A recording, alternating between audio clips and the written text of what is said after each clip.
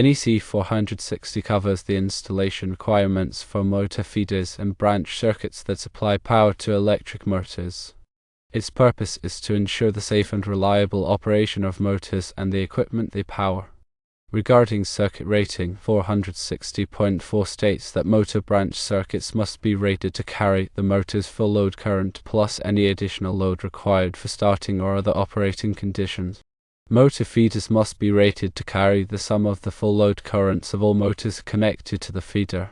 Overcurrent protection, as per 460.5, dictates that motor branch circuits must be protected by overcurrent devices such as fuses or circuit breakers that trip at or below the circuit's rating. Motors with full load currents exceeding 100 amps may require special overload protection.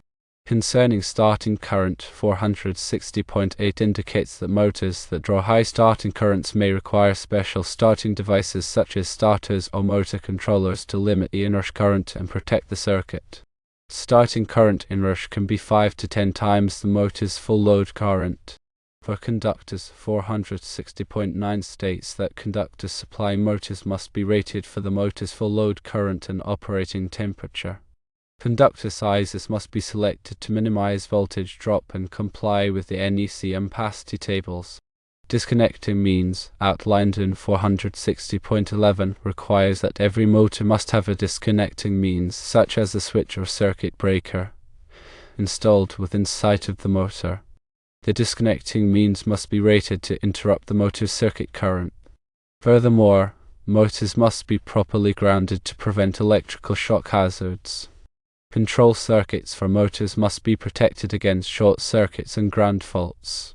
Some motor circuits may require arc fault protection to mitigate risks from electrical arcs. The purpose of NEC 460 is multifaceted. Firstly, it aims to prevent overheating of conductors and devices due to excessive current. Secondly, it seeks to protect against short circuits and ground faults. Thirdly, it strives to minimize voltage drop and maintain motor performance. Fourthly, it ensures the proper starting and stopping of motors. Finally, it provides a safe and reliable electrical environment for motors and equipment.